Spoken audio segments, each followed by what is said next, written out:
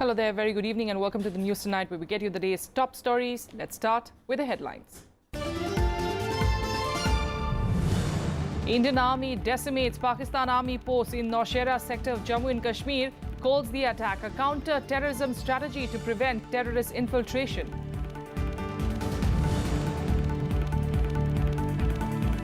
Prime Minister Narendra Modi inaugurates the 52nd annual general meeting of the African Development Bank in Gandhinagar, pitches for an Asia-Africa growth corridor for the development of Africa. Days after Beijing hosts the One Belt, One Road Forum, the European Union countries voice concerns over China's ambitious project. Germany calls it a Sino-centric endeavor that has no meeting point with the EU.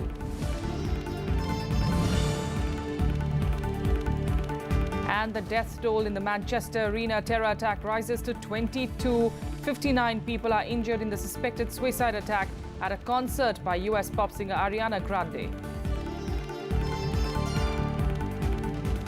Top story this evening. Prime Minister Narendra Modi on Tuesday pitched for an Asia-Africa growth corridor for development of. He claimed that the initiative would be supported by Japan and India. He also claimed that since coming to power in 2014, his government has made Africa their top priority. Here are more details from the African Development Bank conclave.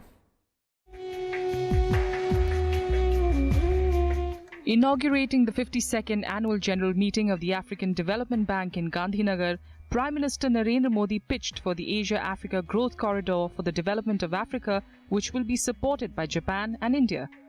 The pitch comes close on the heels of China launching its ambitious One Belt, One Road initiative, which aims to connect the Eurasian landmass and the Indo-Pacific maritime routes. India is also working with United States and Japan to support development in Africa. I gladly recall during my visit to Tokyo, Japan, we discussed our commitment for enhancing growth prospects for all. In our joint declaration, we mention an Asia-Africa growth corridor and propose further conversations with our brothers and sisters from Africa. Recalling the centuries-old association of India with Africa, especially between trading communities in Gujarat, Modi said that trade between both countries has multiplied in the last 15 years and reached close to $72 billion in 2014-15. In 2014, I have made Africa a top priority for India's foreign and economic policy. India is proud of its educational and technical ties with Africa. India's commodity trade with Africa in 2015-16 was higher than our commodity trade with the United States of America. Listing the government's achievements ahead of the third anniversary of coming to power, Prime Minister Modi said that India has improved upon all macroeconomic indicators over the last 3 years. He also said that India would be honored to share some of the strategies adopted with Africa. In the last 3 years, improved on all macroeconomic indicators. The fiscal deficit, balance of payments deficit, and inflation are down. The GDP growth rate, foreign exchange reserves, and public capital investments are up. The Prime Minister informed the gathering of close to 3,000 African delegates that India is the 5th largest investor in Africa and has invested $54 billion in the last 20 years. He also assured of India's continued support in achieving growth in areas like agriculture, infrastructure, power and industry. Bureau Report, Sabha TV. In other news, the Indian Army on Tuesday revealed that it decimated a Pakistani army post in the Nowshera sector of Jammu and Kashmir. The army asserted that the attack is part of a counter-terrorism strategy to prevent the infiltration of terrorists supported by the Pakistani army. The army also released a video showing punitive artillery assault on a Pakistani army post. The video showed what looked like a forested area being bombed. However, there was no mention of the time and date of the strike, and the Pakistani army has dismissed India's claims. As part of our counter-terrorism strategy and to ensure that infiltration is curbed, an initiative remains with us. Indian Army proactively dominates line of control. While doing so, locations aiding infiltration of terrorists are being targeted and destroyed to deny advantage to terrorists, thus curbing infiltration attempts. हमारे लिए गौरवमय बात है। भारतीय सेना विश्व की सर्वश्रेष्ठ सेनाओं में से एक है।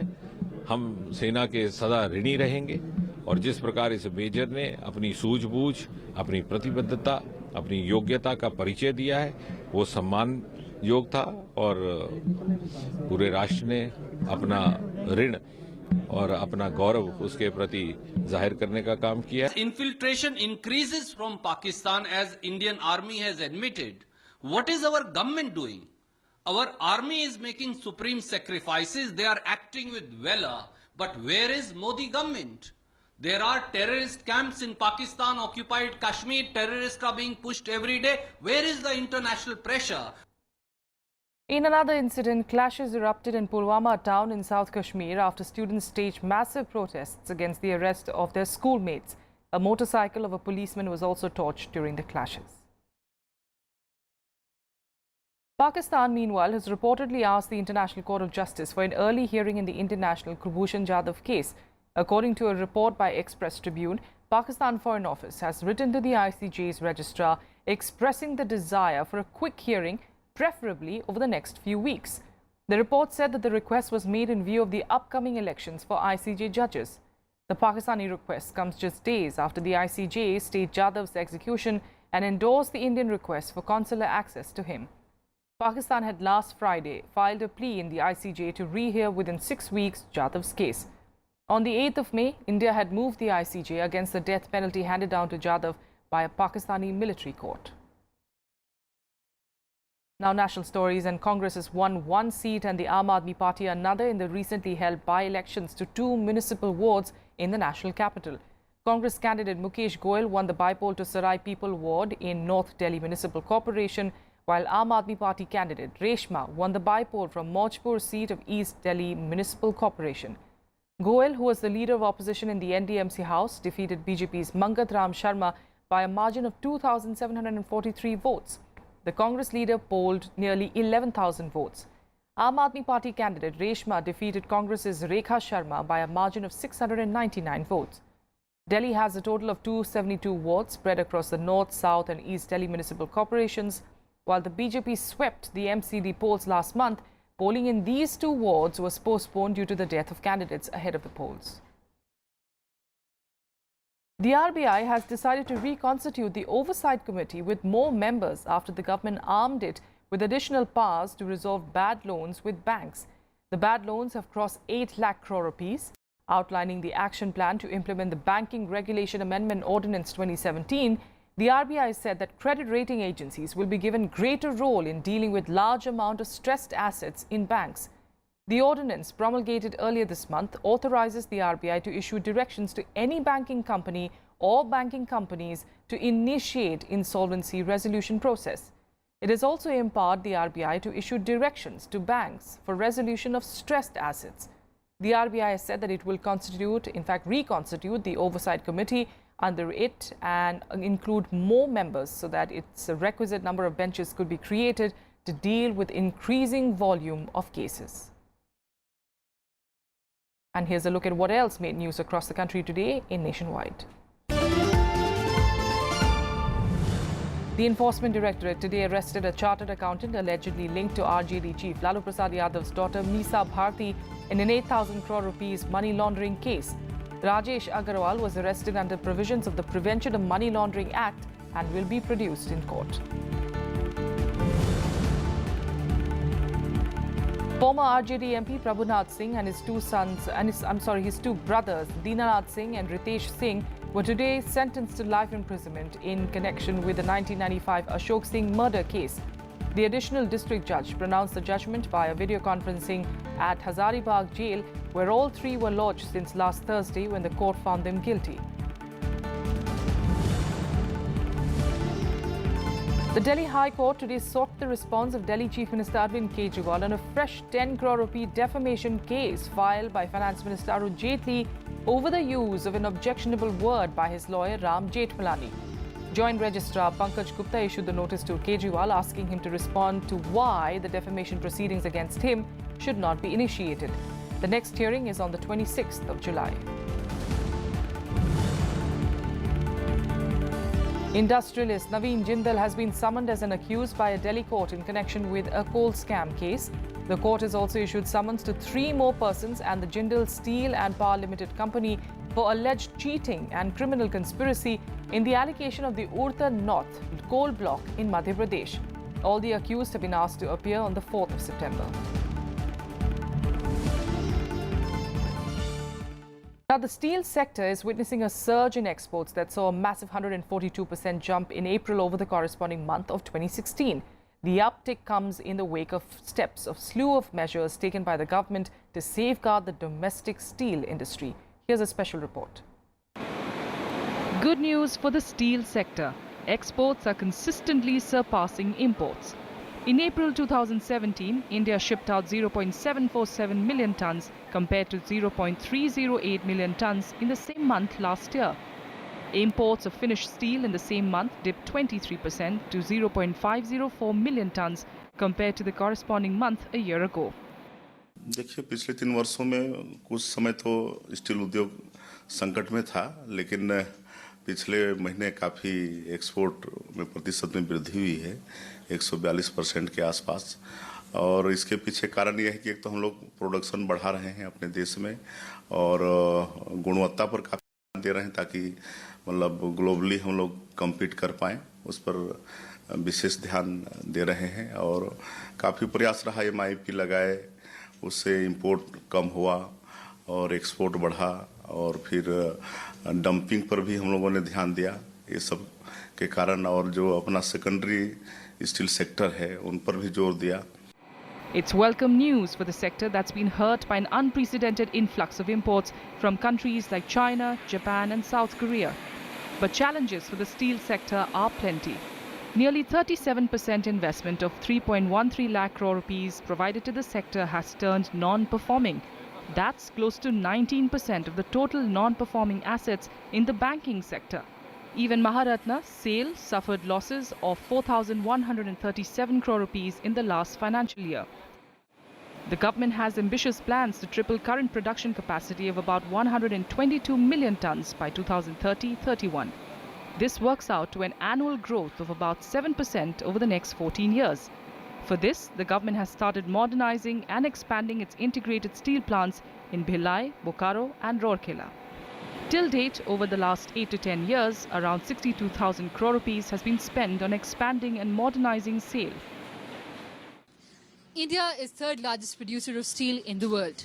The steel industry accounts for 2% of India's GDP.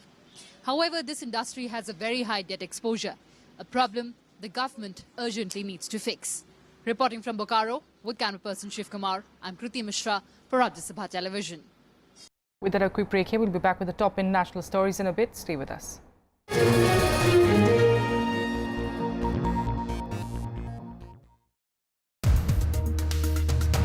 People from your party are going and joining BJP.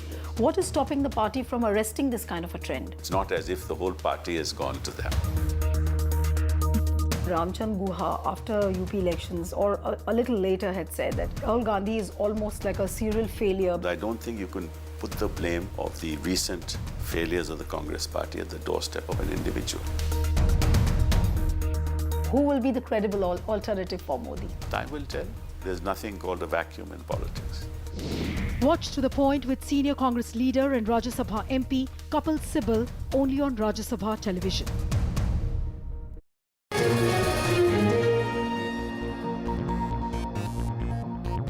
Welcome back. Let's continue getting you more news, and this in fact of India and Germany that will focus on a common strategy to find an alternative to the OBOR initiative led by China.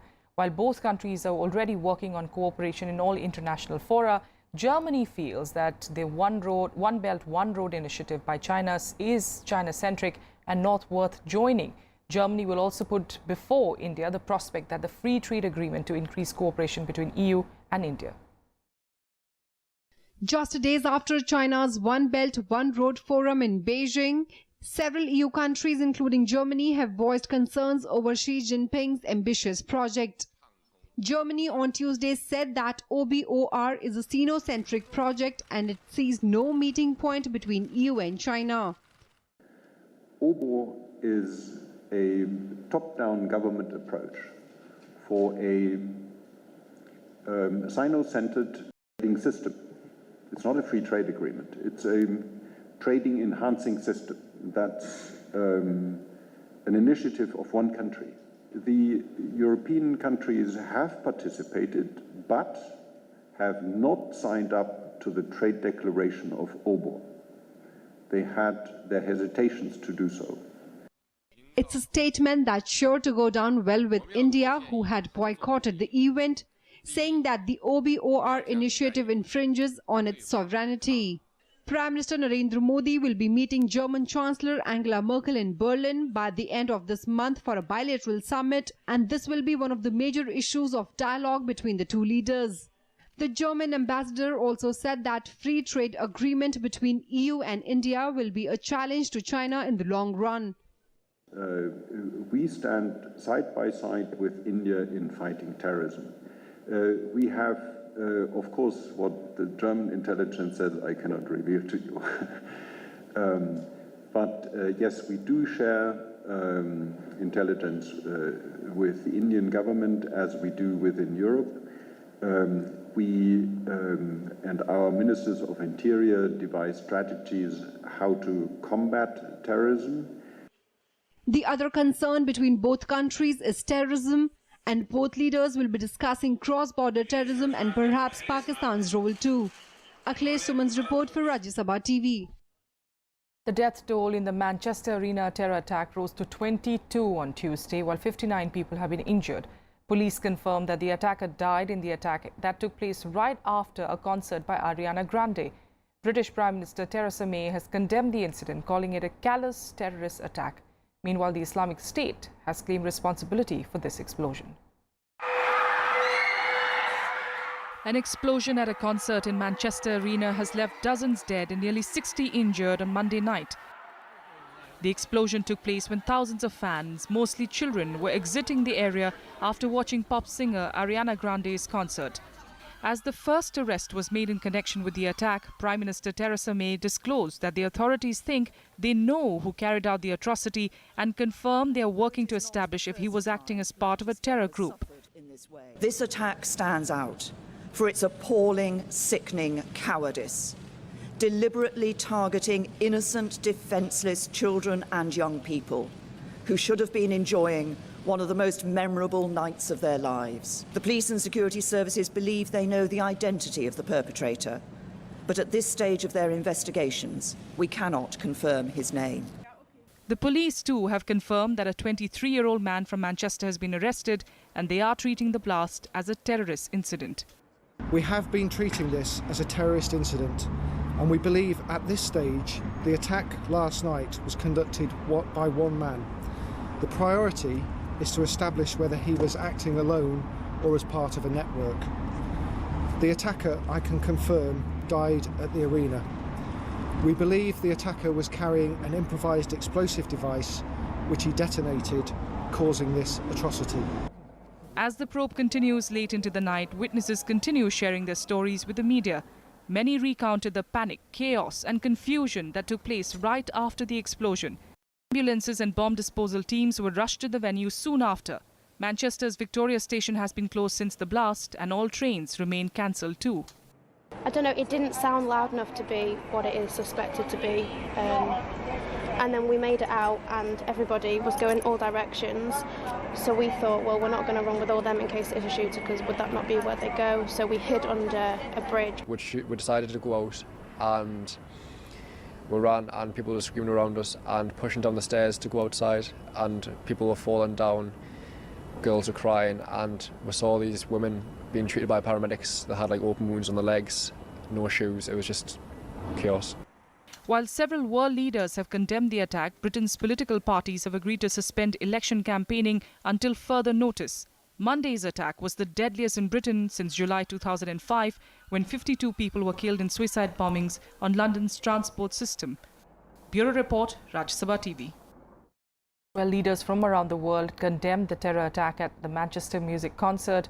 Prime Minister Narendra Modi tweeted about the attack and said that, pained by the attack in Manchester, we strongly condemn it. Our thoughts are with the families of the deceased and prayers with the injured, quote unquote. Vice President Mohammad Hamid Ansari also expressed his solidarity with the victims and said that India stands with the people of UK in this difficult time. Among several world leaders condemning the attack was also US President Donald Trump, who extended his condolences and said that the country stands in absolute solidarity with the British people. Meanwhile, the European Union described the explosion as an attack on young Europeans and their love for life.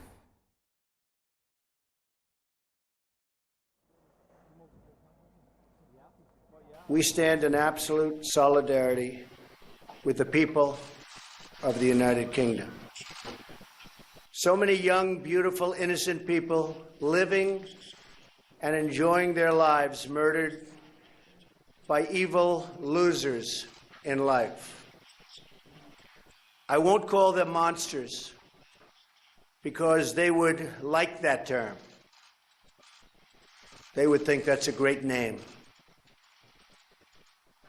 I will call them from now on losers.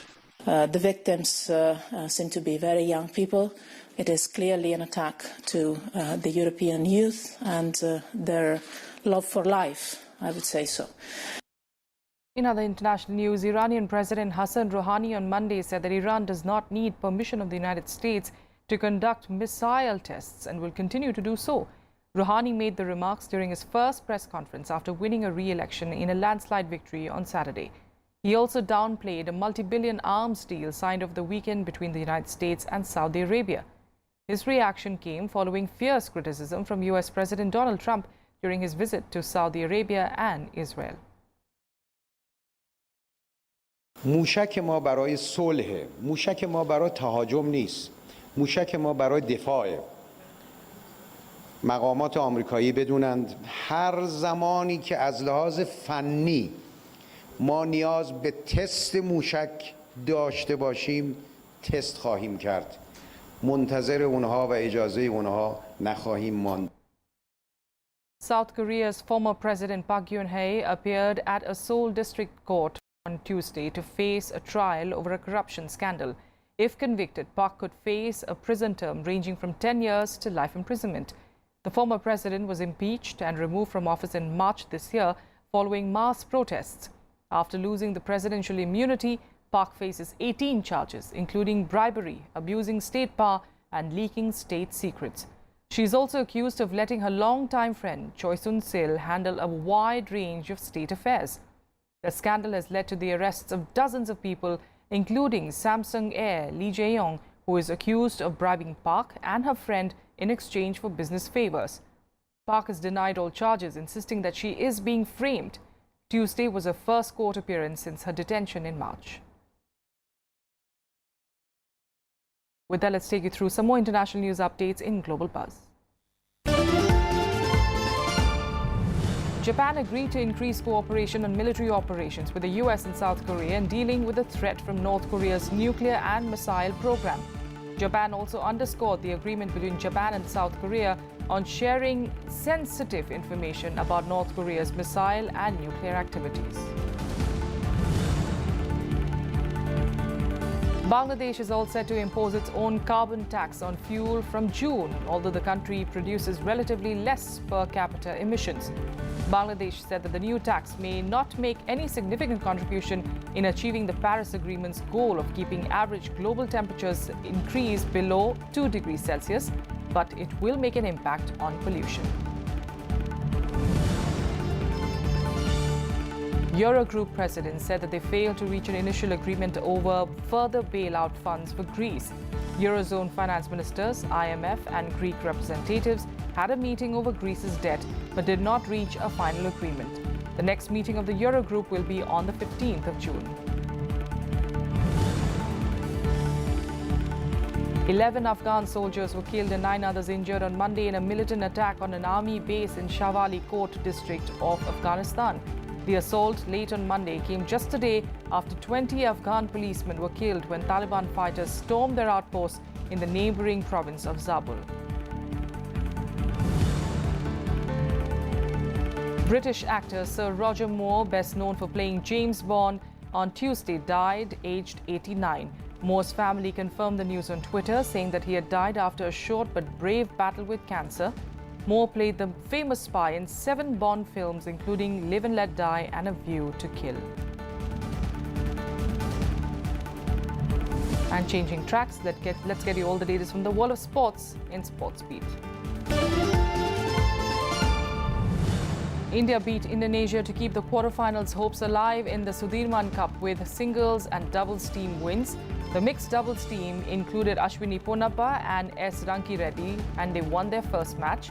In the men's singles, K. Srikanth defeated Jonathan Christie in straight games. In the women's singles, PV Sindhu beat her Indonesian opponent Fitriani 21-8, 21-19. India will now count on Denmark to defeat Indonesia in the last group match to reach the quarterfinals. Yuki Bhamri and Ramkumar Ramanathan bowed out of the French Open qualifiers. Yuki lost the first round match as 25th seeded Peter Polanski 6-7, 6-7, while Ramkumar lost to Argentina's Guido Pea 2-6, 1-6 in a one-sided first round encounter.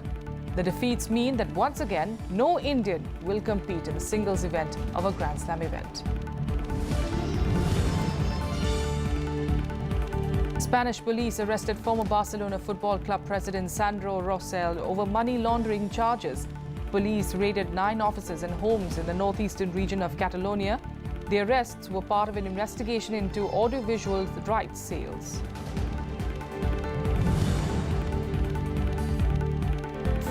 American former MotoGP champion Nicky Hayden died of severe brain damage 5 days after he was hit by a car while cycling in eastern Italy.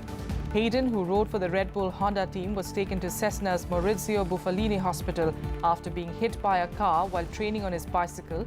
Hayden last raced in the MotoGP Championship in Spain in September 2016 for the privately run Marc Vidias Honda team.